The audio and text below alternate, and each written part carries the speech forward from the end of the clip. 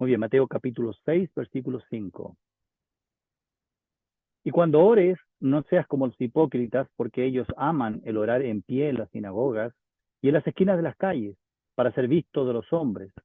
De cierto os digo que ya tienen su recompensa.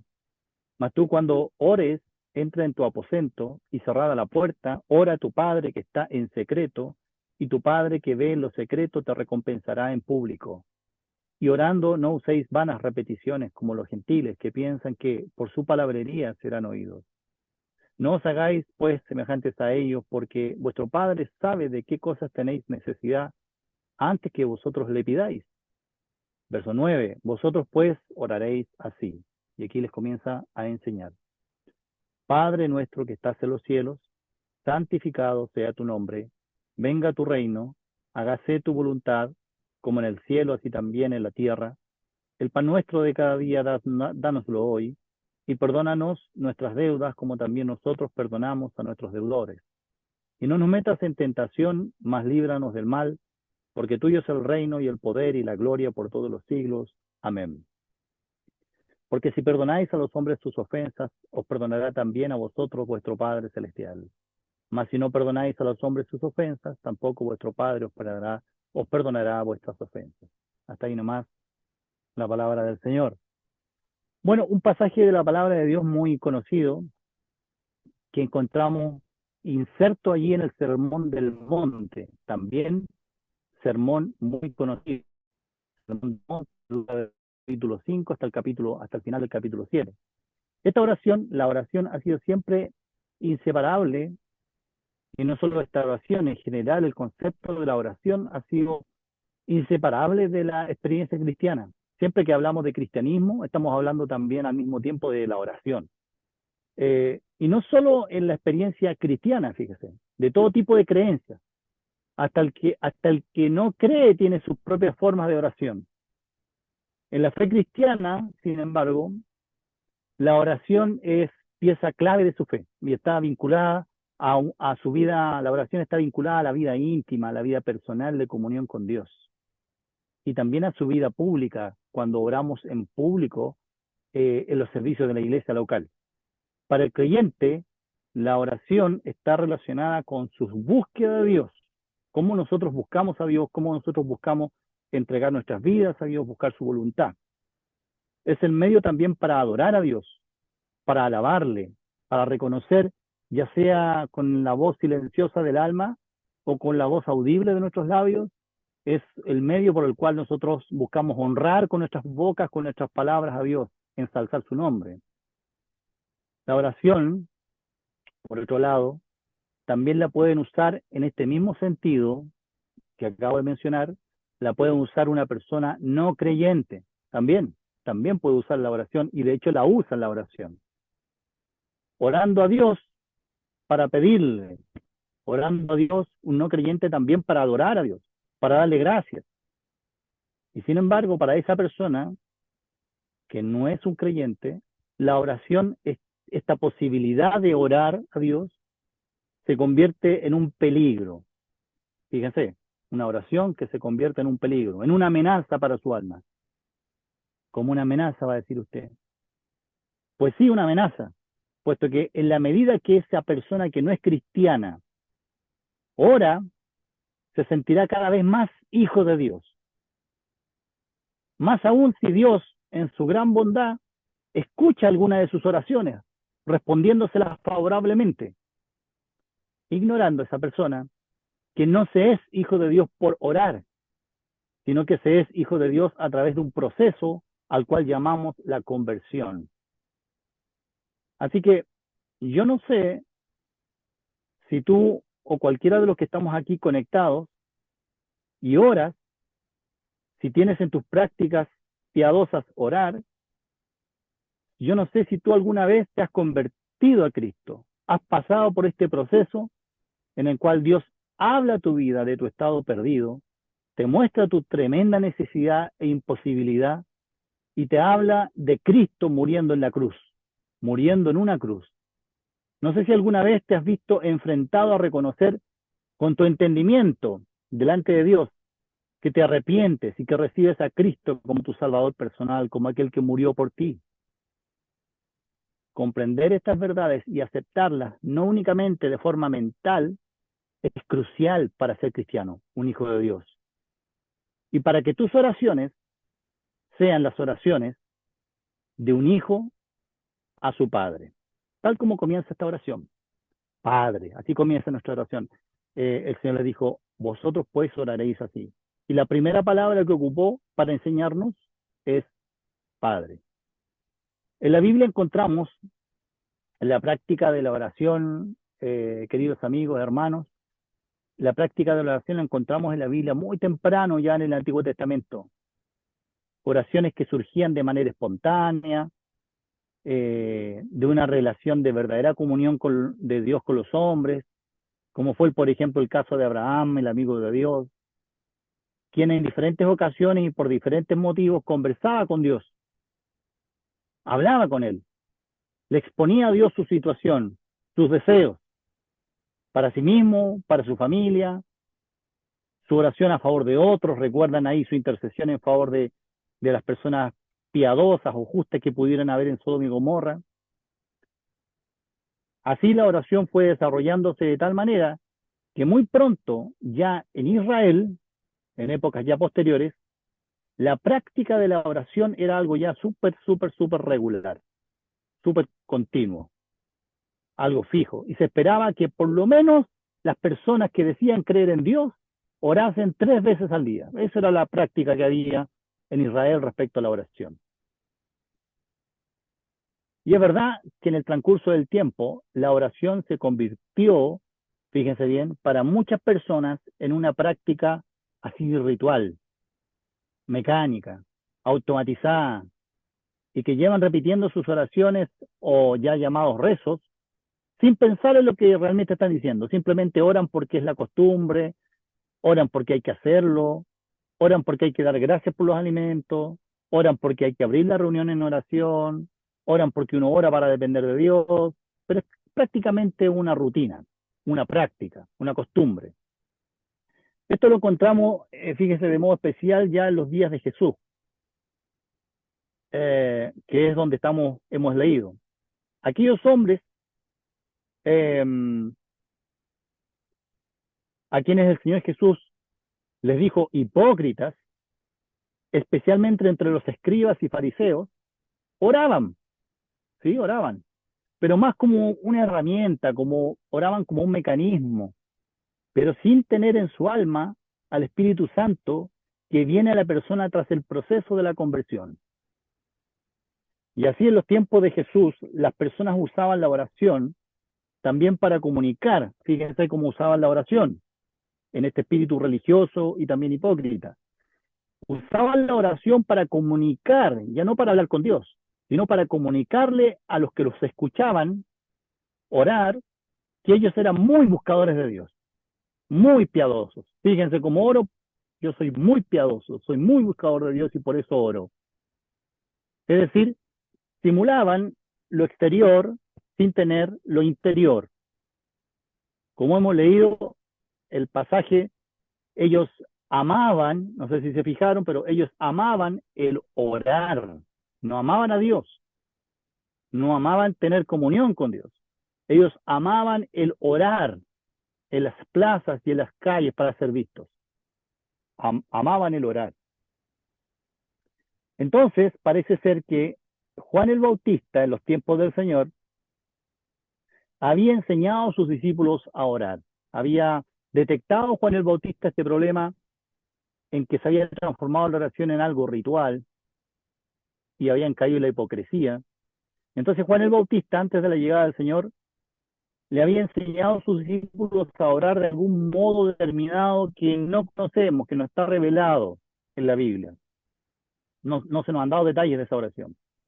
Pero entendemos que fue así porque Lucas, el Evangelio de Lucas, dice que los discípulos, en este mismo pasaje de Mateo, pero en Lucas, dice que los discípulos le dijeron al Señor, como dije al principio, Señor, Juan el Bautista le enseñó a sus discípulos a orar, enséñanos tú también a orar. ¿Y saben qué? Jesús accedió a esa petición. no se rehusó a enseñarles. Accede a esta petición y en esta ocasión donde les enseña esta conocida y mal usada oración, la oración llamada del Padre Nuestro, como una forma de expresión del espíritu que se dirige a Dios, movido por el deseo profundo de adorarle y con el objeto de presentarle sus necesidades. Eh, si las versiones de Lucas y Mateo son dos sucesos separados, distintos, o son el relato de un mismo suceso, no es algo que nos interese para el alcance de este mensaje. Lo que a nosotros más nos interesa en este instante es tratar de abundar en el contenido de esta oración, este modelo de oración llamado Padre Nuestro, que no solo es una oración, sino que es un resumen claro y rico que tenemos del mensaje del Señor Jesús. Lamentablemente, muy temprano en el desarrollo de la iglesia cristiana, fíjense que ya no estamos hablando de Israel, estamos hablando de que la iglesia ya nace después de Pentecostés, o en Pentecostés, ¿cierto? Nace la iglesia, pasan los años, pasan unas poquitas décadas, tal vez pasa un siglo o un poco más, y ya muy temprano en el desarrollo de la iglesia cristiana post-apostólica, se empezó a usar la oración, se empezó a usar como algo más litúrgico, como algo más religioso esta oración. Fíjense que, de acuerdo a los libros de historia, se estimaba que esta oración debía ser la forma de oración, esta la conocida como Padre Nuestro, debía ser la forma de oración reservada a los miembros bautizados de la iglesia, solamente para ellos, porque es una forma de oración, decían ellos, reservada para ellos. Por eso, muy pronto a esta oración en la iglesia posapostólica, la iglesia primitiva, muy pronto se le dio el título de, así fíjense, a esta oración se le llamaba, no la oración del Padre Nuestro, se le llamaba así, la oración de los fieles. Es decir, solo los fieles la podían usar. Ahora, ¿quién catalogaba a alguien de fiel o de infiel? Esa es otra historia. Pero así fue denominada esta oración. No era para ser usada ligeramente por personas no creyentes, sino algo que expresara el sentir auténtico de los creyentes en Jesucristo. Vamos a centrarnos no en la oración completa, sino únicamente en las peticiones que aparecen en esta oración. Hoy día alcanzaremos a ver una de estas peticiones. Pero antes de entrar a considerar la primera petición de esta oración, tengo que decir algunas palabras previas. Algunas observaciones. Esta oración es muy seria. Cada una de sus súplicas, cada una de las peticiones que tiene esta oración, por ejemplo, parte diciendo santificado sea tu nombre, es una petición. Cada una de las peticiones o súplicas que tiene esta oración me compromete y nos compromete, si tú realizas una oración de este tipo, te compromete tremendamente. Y quizás tendrás que obligarnos, cada una de estas peticiones, a revisar un poquito nuestras vidas cristianas, nuestra posición delante del Señor cuando oramos algo de este estilo. Y quién sabe, si no llegáramos a alguna de ellas, tal vez la primera, en la que tendremos que detenernos antes de decir santificado sea tu nombre. Y decirnos interiormente, ¿saben qué? Parece que yo no puedo orar esta oración. Espero, sin embargo, que con la ayuda de Dios eso no suceda y que todos podamos realizar de modo positivo cada una de estas peticiones. Que todos podamos elevarla del corazón al Señor y que podamos concluir uniendo nuestros corazones y nuestras voces para expresar a través de esta oración un modelo de un sentir profundo por Dios, un sentir profundo por agradar a Dios. La oración en su conjunto, esta oración, va dirigida a Dios como Padre Nuestro, que estás en los cielos. No es totalmente un concepto nuevo en el Evangelio, el que Dios sea Padre. Ya en el Antiguo Testamento Dios se presenta como Padre. Pero ¿saben qué? Se presenta como Padre en el Antiguo Testamento como Padre de una nación, que Él es Padre de Israel, Padre del pueblo de Israel. no como un padre personal de individuos, sino padre de una nación. Él es el creador de la nación de Israel y por tanto su padre. En el Nuevo Testamento se amplía la revelación de Dios como padre. Eh, y se presenta, fíjense, a, a Dios como padre del Hijo Eterno, como padre de Jesucristo. Claro, Cristo era hijo de Dios y es hijo de Dios en un sentido en que no podemos ser ninguno de nosotros. ¿Recuerdan cuando una vez que resucitó le dijo a sus primeros discípulos que le habían resucitado, subo a mi Padre y a vuestro Padre? Es decir, hay una distinción entre el Padre de Jesús y el Padre de los creyentes. Pero también encontramos en el Nuevo Testamento encontramos la paternidad de Dios aplicada a creyentes. Ya no la manera del Antiguo Testamento, en donde era padre de una nación. Ahora, en el Nuevo Testamento, Dios se revela a sí mismo con esta posibilidad de llegar a ser el padre de muchos creyentes. A todos los que recibieron a Jesucristo les ha sido dado el poder, la atribución de ser hechos hijos de Dios a los que creen en su nombre. Esto nos muestra un hecho que nunca, nunca, nunca, nunca debiera perderse de vista. Es refutar esa idea tan generalizada de que todos los seres humanos somos hijos de Dios.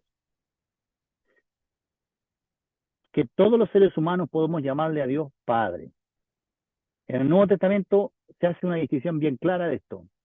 No todos los seres humanos son hijos de Dios, sino solamente aquellos que recibieron a Jesucristo, aquellos que se convirtieron al Señor, aquellos que tuvieron un proceso de conversión, aquellos que han sido regenerados por el Espíritu Santo, aquellos en los cuales mora el Espíritu Santo de Dios, eh, el cual ha sido puesto en nuestro corazón, y gracias a eso nosotros podemos con nuestros labios invocar con este precioso nombre a Dios, diciéndole Padre. Solamente en ese caso podemos atrevernos a tener la convicción de que realmente somos hijos de Dios. Dios nos ha adoptado como hijos suyos, haciéndonos aceptos en el amado, el Hijo amado. Es lo que leemos en Efesios. Pero no es solo un título que Dios nos da. Es decir, de ahora en adelante tú eres hijo de Dios. No es un título. ¿Ah? No es una cuestión jurídica, legal, únicamente de adopción, en donde Dios firma ciertos papeles y nos adopta como hijos suyos. Es un cambio.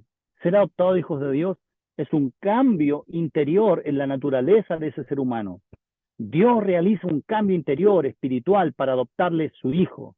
Dios lo ha regenerado, lo ha hecho nacer de nuevo, como le dijo el Señor Jesús a Nicodemo. Tú debes nacer de nuevo para ser un hijo de Dios. Qué riqueza enorme es la que atesora esta invocación de Padre cuando decimos Padre nuestro. Por tanto, usted, hermano o amigo que está aquí en esta reunión, usted puede tener dos personas en esta misma auditorio, en esta misma sala de reuniones. Puede tener dos personas, un hijo de Dios y un ser humano natural, no hijo de Dios.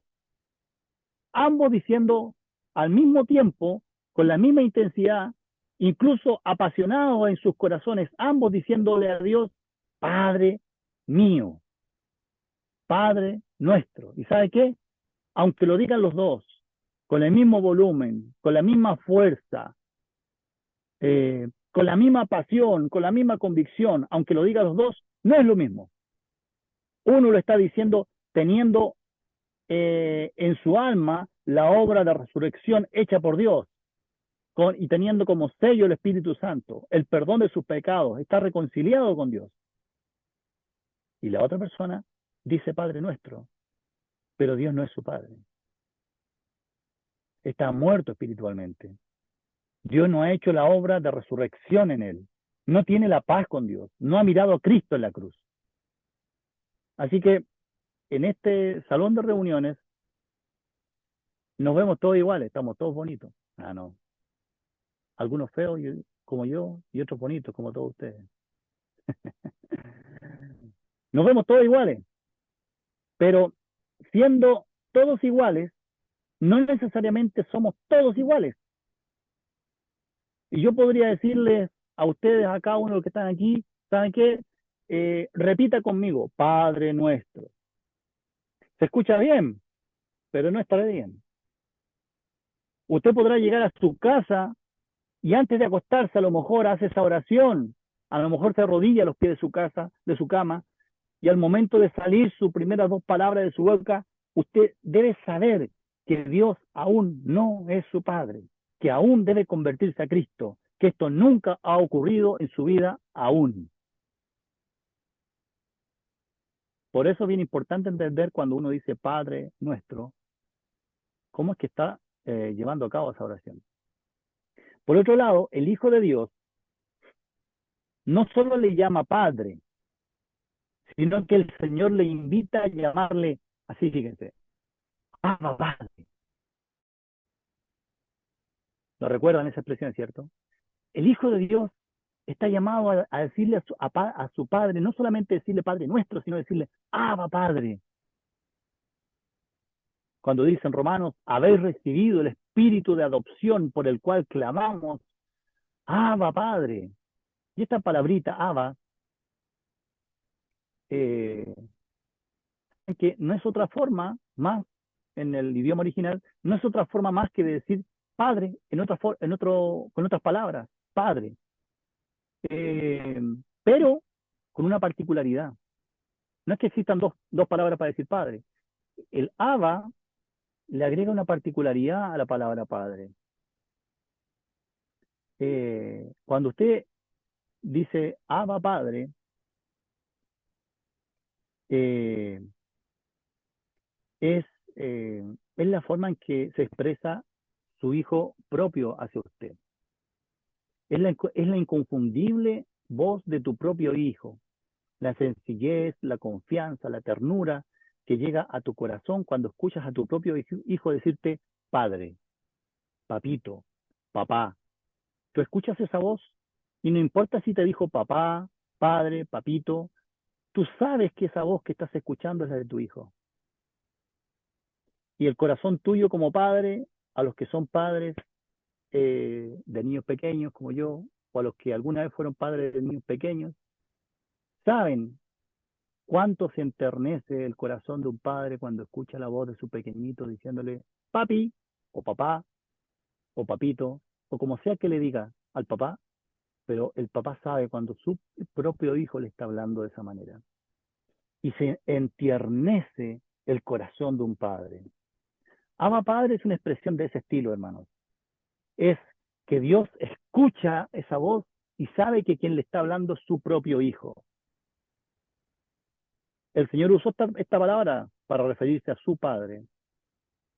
¿Sabían? El Señor Jesús la usó para decirle a Dios, Abba Padre, esta es la voz de tu hijo. ¿Saben cuándo fue?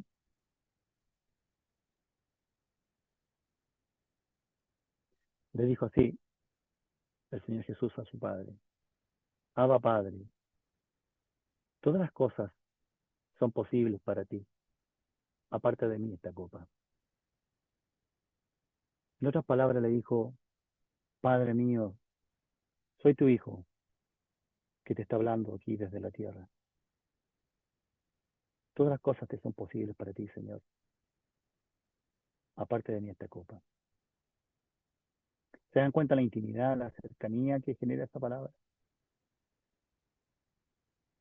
Así que si el creyente puede decir Padre con el tono, con el acento, la voz y la propiedad de un hijo verdadero de Dios, uno de sus propios hijos, y sabe que hermano, al dirigirse así a Dios como su Padre, estás dando testimonio de su amor, de su perdón, de su espíritu en nuestro ser, porque es tu Padre, tu Abba Padre. Y por otro lado, que sea Dios mismo quien te mueve, te guíe y te instruye a que le llames Padre, es Él el que nos dice, vosotros pues oraréis así, Padre. Cuando le hablen a Dios, díganle, Padre. Da testimonio de la relación que Dios espera entre sus hijos y Él. una relación de cercanía que Dios ha establecido con los salvados. No son únicamente salvados, son hijos de Dios, pero hijos que le llaman de manera personal Padre. ¿Y qué hacen los padres con los hijos? Todo lo que sea necesario para su bien. Están pendientes de ellos para educarles, para protegerles, para proveerles, para amarles. Ese es tu Dios. Un hijo que no necesita rogarle a su padre que le cuide, ¿cierto? Papá, cuídame, no necesita que le rueguen a un padre. O que tenga misericordia de él, Señor, ten misericordia de mí. No, un padre no necesita que le recuerden tener misericordia o que le recuerden cuidar a sus hijos. El padre lo hace por el sencillo hecho de que ese es mi hijo. El Señor lo dijo de esta forma, hermanos. Le dijo a sus discípulos así en el Evangelio de Juan, en aquel día pediréis en mi nombre a Dios. Y no os digo que yo rogaré al Padre por vosotros. No, yo no voy a rogar al Padre por vosotros. Pues el Padre mismo os ama porque vosotros me habéis amado y habéis creído que yo salí de Dios. No necesitan que yo interceda por ustedes porque el Padre mismo los ama. Es verdad que Dios es nuestro Padre y que nos ama y automáticamente surge en el cerebro y en el corazón un interrogante. Pues si este es mi Padre amoroso, ¿por qué permite nuestra angustia muchas veces, nuestro dolor otras veces, atravesar situaciones complejísimas muchas veces? Lo veremos o lo podemos ver más adelante, pero ahora yo quiero que tú vayas y busques un versículo que nos muestra el carácter de Dios como Padre. Un precioso texto que pocas veces atesoramos en nuestro corazón. Vamos, lo buscamos todos en Isaías 63. Isaías 63. Díganme así con el dedito cuando lo tengan.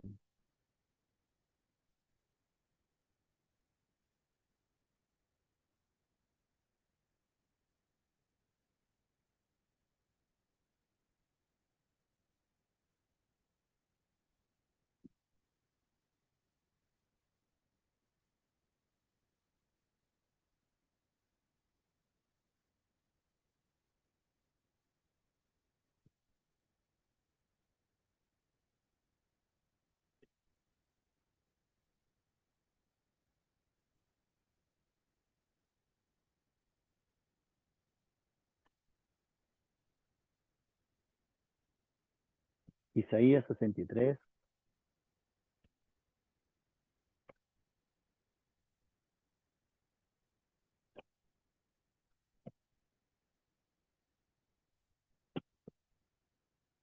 ¿Lo tienen? ¿Sí?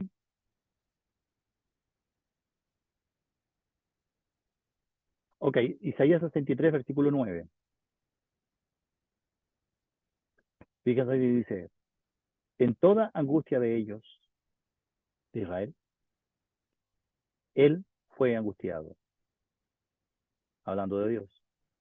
Y el ángel de su faz los salvó, en su amor y en su clemencia los redimió, y los trajo y los levantó todos los días de la antigüedad. Léelo con calma, hermano, y reflexione un poquito en este versículo.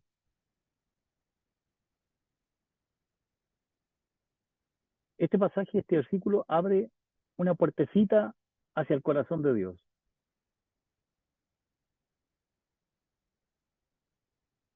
Eh, Quiero que usted piense y diga, a ver, en este versículo 9, ¿qué aspecto del corazón de Dios estoy conociendo?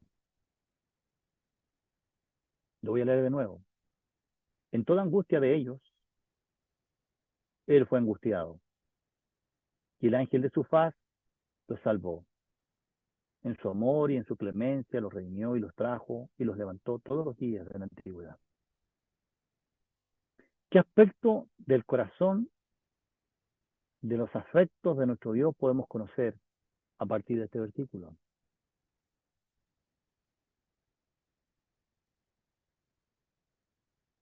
¿Saben cuál? Lo que dice la primera frase. En toda angustia de ellos, él fue angustiado. Fíjense que Dios hizo pasar por angustias a Israel, múltiples angustias, disciplina, correcciones, disciplinas severas, castigos severos muchas veces. Pero en todas y cada una de esas angustias, Dios también se angustió. Estaba haciendo pasar una angustia a su pueblo, que era necesaria, que era relevante, según los propósitos de Dios. Pero tanto como Israel se angustiaba, Dios también pasaba por angustia. A los que aman a Dios, todas las cosas les ayudan a bien. Saben que hace un año más o menos, mi hija, Emma, que hoy tiene 6 años, pero en ese entonces tenía 5, tuvo una caída fuerte desde un camarote, desde la cama de arriba de un camarote, y terminó siendo hospitalizada, porque se golpeó eh, el cuerpecito y se dañó internamente un órgano, el vaso se lo dañó. Pero mientras le hacían el diagnóstico cuál podría ser el problema, porque mi hija se quejaba del dolor, una niñita de 5 años, imagínense. Venía una enfermera y le tocaba su pancita, los costados de las costillitas, para saber dónde le dolía más, dónde le dolía menos, para entender el origen del dolor. ¿Y sabes lo que hacía esa enfermera cada vez que la tocaba? Le hacía sufrir. Necesitaba saber dónde le dolía. ¿Y sabes lo peor que yo como padre tenía que pasar? Que no era una enfermera, después venía otra enfermera, y después venía el doctor, y después venía el paramédico, y cada uno de ellos la tocaba para poder entender el origen de su dolor. Pero antes de tocarla, ¿sabes lo que hacían? Me miraban a mí y me decían, papá, necesitamos examinar a su hija, como diciéndome, ¿me da permiso? ¿Y sabes qué hacía yo? Movía mi cabeza así, examine nomás. ¿Y qué sabía yo que iba a suceder con mi autorización? ¿Qué le iba a generar a mi hija? Profundo dolor. Y con cada toque que le hacía me generaba un profundo dolor. ¿Y sabes quién más se angustiaba? Yo.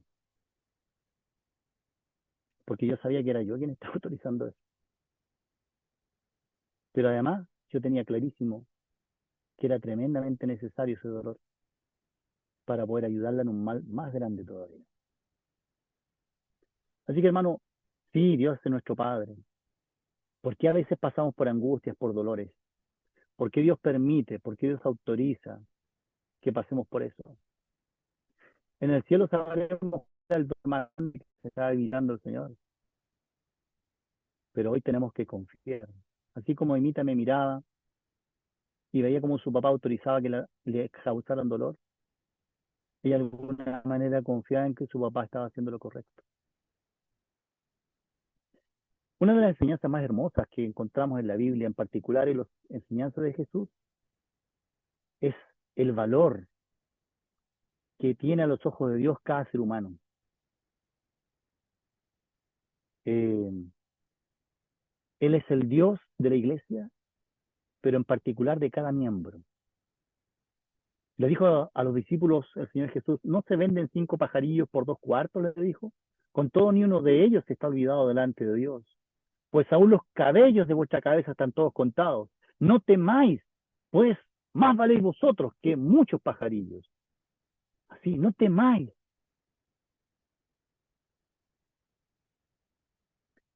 Eh, y ahora detengámonos, hermanos, hermanas, unos breves instantes a esta segunda palabrita, porque hemos estado hablando todo el rato de la primera palabra, Padre. Pero hay una segunda palabra que acompaña a la palabra Padre. ¿Cuál es? Nuestro. Padre nuestro. En plural, nuestro. No dice Padre mío. Vosotros pues oraréis así, Padre mío. No, dice así. Dice, vosotros pues oraréis así, Padre nuestro. Es verdad que todo creyente puede decir, hermano o hermana, es verdad que todo creyente puede decirle a Dios, Padre mío, mío. Claro que puedes hacerlo. Este versículo no te lo está prohibiendo. Tampoco está diciendo que es malo que le digas Padre mío. Tampoco está diciendo de que es de menor calidad que tú digas Padre mío y no digas Padre nuestro. No, no está diciendo eso. Sino que está diciendo, Señor, enséñanos a orar. Ok, les voy a enseñar a orar. Padre nuestro, así orarán ustedes.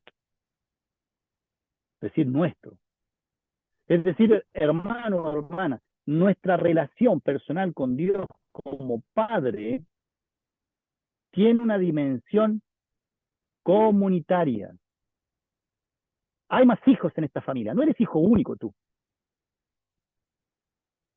Y yo no puedo invocar a Dios como Padre mío, pero al mismo tiempo olvidándome de todos aquellos que son igualmente hijos de ese Dios al cual estás llamando Padre. Y son por tanto tus hermanos.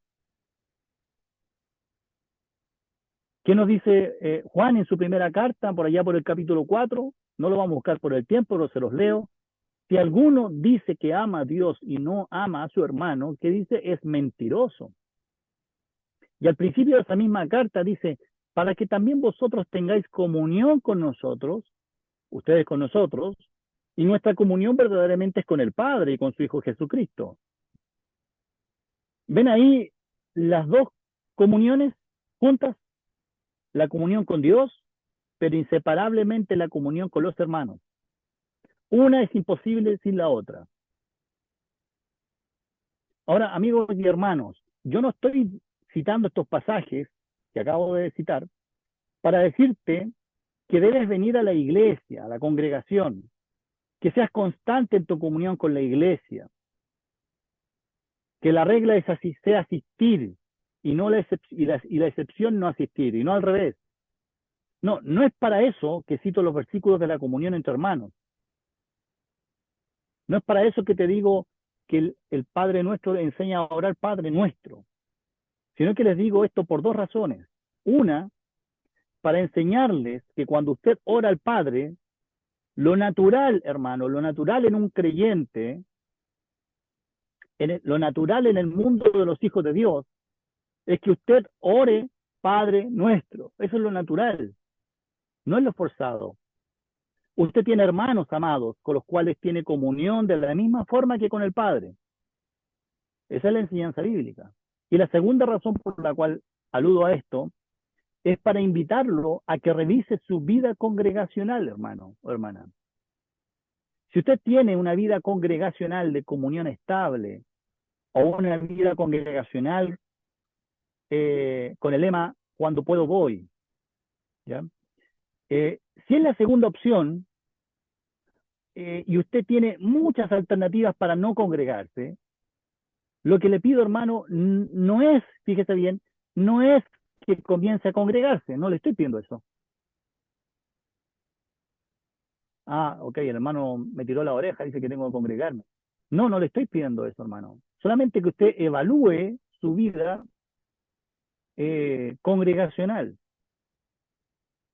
Y si usted ve que su vida congregacional por mucho tiempo, no poquito ni aquí en el último tiempo, no, por mucho tiempo, su vida congregacional ha sido débil, ha sido flaca, ha sido esporádica, eh, o si conoce a alguna persona que es un hijo de Dios y que ha tenido una vida por largo tiempo, una vida congregacional esporádica, eh, la invitación no es que se congregue, sino que cuestione su fe. ¿Es realmente un hijo de Dios? No que se esfuerce en venir a congregarse, sino que se siente delante de Dios y cuestione su fe. Porque un hijo ama al padre y a los hermanos. No es a la fuerza, no es a empujones, es natural. Así que más bien mi exhortación, hermano, es examinaos a vosotros mismos si Cristo está en vosotros. Y además, hermano, la iglesia no es simplemente asistir. Ah, ya, yo asistí y asisto fielmente y voy a la reunión y me siento y escucho. No, asistir a la iglesia no es simplemente asistir, es ser parte de la tela que compone la iglesia. de la vida de la iglesia local. Oramos juntos, nos edificamos juntos, nos ministramos los dones los unos a los otros, adoramos juntos, servimos juntos, compartimos para nuestras necesidades, hablamos de nuestros problemas, compartimos nuestras cargas y buscamos juntos honrar a Dios. Todos juntos, ¿ven? Usted que dice que es un hijo de Dios, ¿está incluido en ese juntos o es únicamente un asistente en la iglesia local? Si la respuesta ahí donde está usted se la da en honestidad y su respuesta así en lo privado, delante del Señor, porque conoce nuestro corazón, la respuesta a esta pregunta es no, yo no asisto así, yo no soy parte de la tela de la iglesia. Entonces, en humildad, hermana o hermano, yo lo que le digo, revise su fe. Si realmente está en Cristo o no lo está. Entonces, lo mejor que puede hacer es revisar su conversión, si realmente es un hijo de Dios. Bueno, era inevitable toda esta introducción antes de entrar en la petición del Padre Nuestro. No podíamos prescindir de nada de lo que hemos dicho y seguramente me quedo corto en decir cosas sobre el Padre Nuestro. Así que vamos a avanzar un poquito sobre la primera petición, que es el Padre Nuestro que estás en el cielo. La primera petición, ¿cuál es? Santificado sea tu nombre. Pedirle eso a Dios. Oh Dios, que tu nombre sea santificado. ¿Qué es el nombre de Dios? El nombre entre los judíos expresa el carácter de la persona. Es casi un sinónimo de la persona misma cuando uno dice el nombre de la persona. El Levítico, ahí por el capítulo 24, no lo busquen, dice así: y el que blasfemare el nombre de Jehová, ha de ser muerto. Toda la congregación lo apedreará, así el extranjero como el natural. Si blasfemar el nombre, que muera.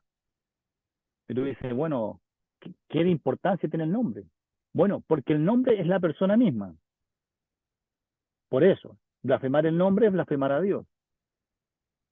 Porque el nombre expresaba el carácter de esa persona.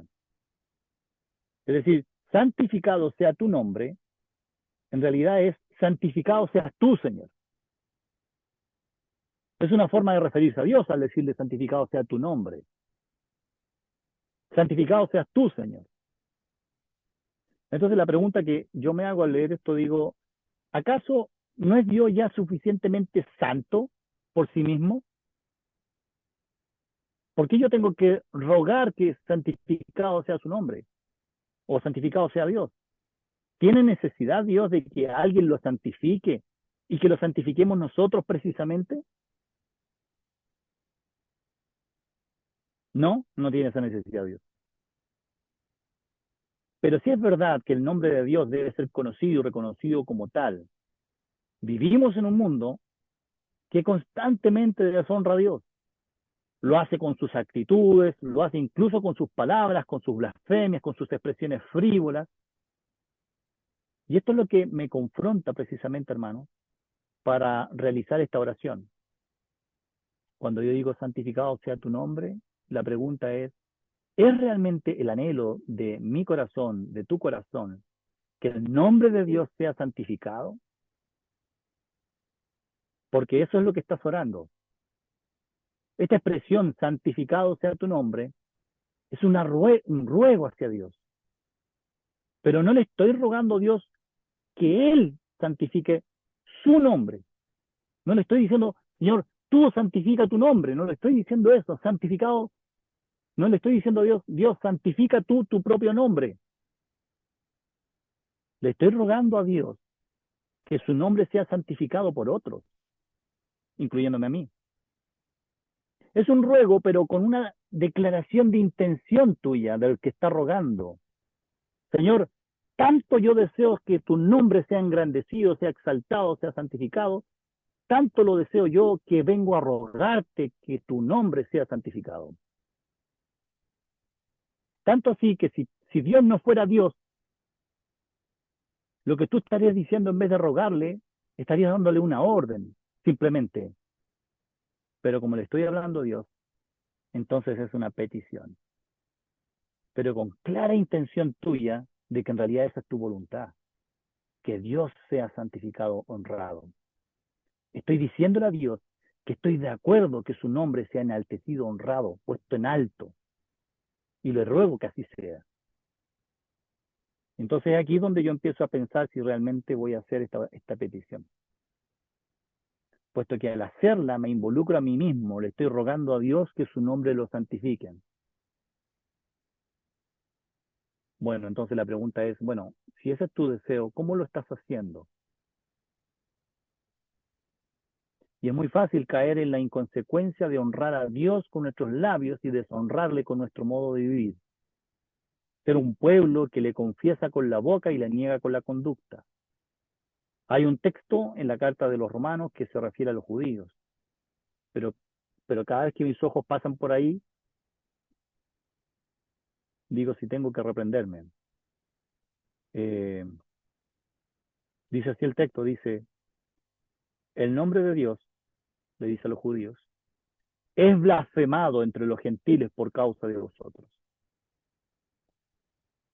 Quizás sería muy interesante leer el contexto para ver por qué el apóstol Pablo le dice una declaración tan fuerte.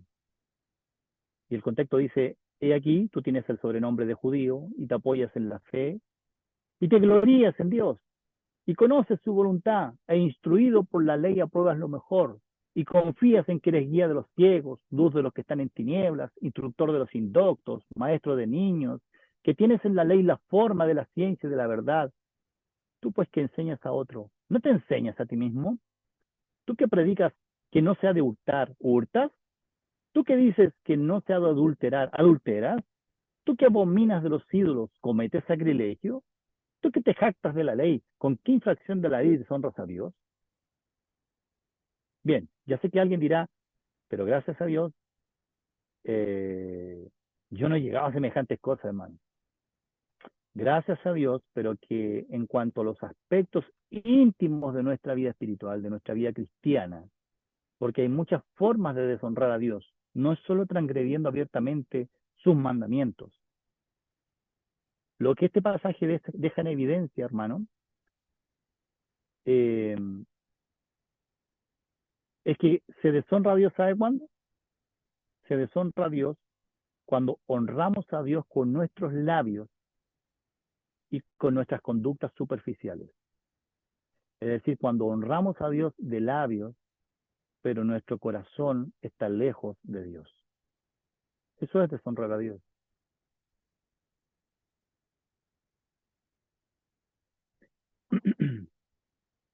No honrarle es ocuparnos del avance exterior de la obra sin que exista avance interior de esa obra.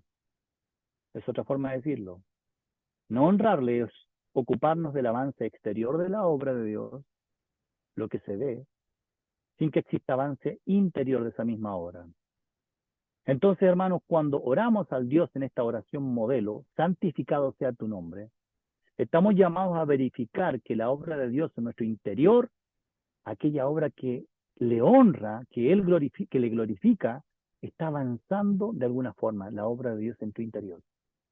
Que los servicios que se observan, los que tú ves y palpas, tales como predicar, barrer, repartir tratados, orar por otros, construir, ayudar a los enfermos, ofrendar, que estos servicios externos tengan detrás un respaldo de una vida que también está siendo transformada por Dios mediante la obra del Espíritu Santo. Y no solamente el actuar externo. Santificado sea tu nombre. Padre nuestro que estás en los cielos, santificado sea tu nombre. Que Dios bendiga su palabra y muchas gracias, hermanos, por esta invitación.